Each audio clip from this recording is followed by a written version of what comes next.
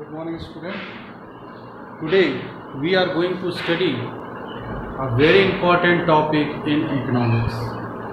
My dear student, in microeconomics there is an important chapter which is known as money. In this chapter you have to study different forms of money, but today my topic is how to measure of money supply in India. My dear student, in India the supply of money, that is called stock concept, it is introduced 1st January 2016. But after that, first you have to know what is the supply of money. Supply of money, it is related the money which is already in the circulation. So where is the place of the circulation? Generally we say that public. Okay, so who is the public here? Public means the private entrepreneurs, all the profit making organizations, and you can also say that business firms, individual organizations, etc. So they are related with the public. Actually they have a money which held in different form. So it is today we are going to study what are the different positions. So I denoted M1, M2, M3 and M4. Okay, so this position is known as the monetary supply in India. M1. My dear student, here M1 related with the currency, notes and coins with the public. Here we have already understood that what is the meaning of public. Public means any business organization, those who are doing the perform of business and with the help of the currency and notes. Okay, but here one question you have to arises in your mind, that the currency which is held by RBI and government in the country, so it is not taken in the consideration. The currency held by the government and RBI, it doesn't take in the consideration of this M1 because it is not in the circulation, it is in the form of the deposit. So you have to understand this M1, that M1 means that all the public currency and notes in the market. So you have to see that demand deposit. What is the demand deposit here? Demand deposit means whatever the deposit with the commercial banks. Okay, so it is also related and it is highly liquid in the form of cash. Highly liquid means you can convert into the cash. Another is other deposit. So whatever the deposit which is highly converted, that is called M1. And so come to the next M2. M2 means money. M2 means M1 plus saving deposit with post office. So my dear student, nowadays the post office is also performing like a bank. So they are also keeping the saving accounts, time deposit account, fixed deposit account, whatever the deposits in the post office plus M1 is equal to M2. Come to the M3. What is the M3? M3 means M1 plus time deposit with a commercial bank. So you have already studied that different type of the time deposit in the commercial bank. That commercial bank also that the recurring account. So these are called the time deposit, 1 month to 12 month also. So M3 will be calculated M1 plus time deposit with the commercial bank. Come to the M4. What is the M4? M4 is equal to M3 plus total deposit with the post office. Total deposit of the post office. Total means whatever the saving account, recurring account, time deposit, etc., etc. But you have to not add the national saving certificate. What is the national saving certificate, my dear student?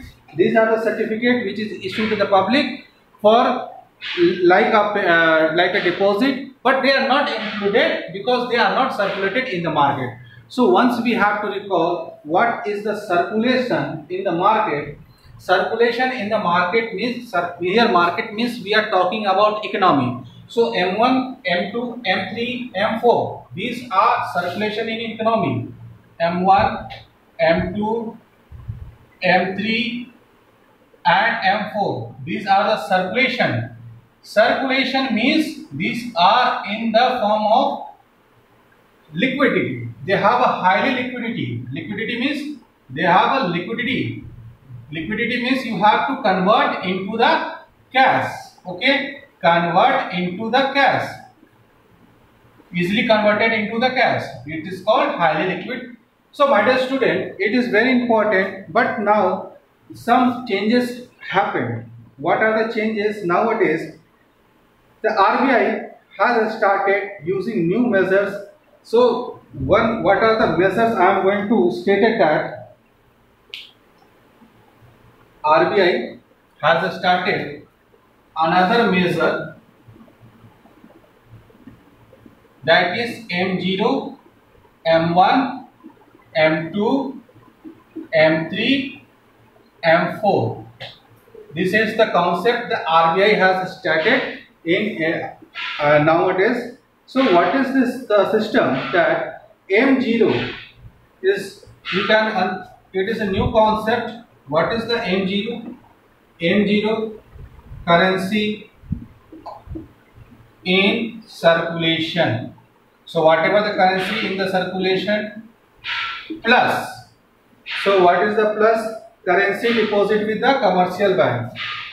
Currency deposit with commercial bank. Okay. And what is the third? My dear student, you have remembered that whatever the currency deposit with the other deposit with the RBI. So other currency, here bank means RBI, other deposit with RBI. This is also known as high powered money. High powered money is that money which has highly liquidity.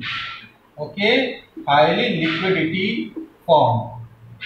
Liquidity means you have to convert this any type of deposit into the cash.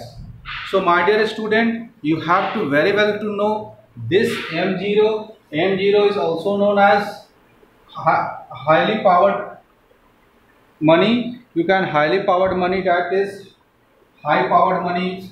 You can also known as high powered money.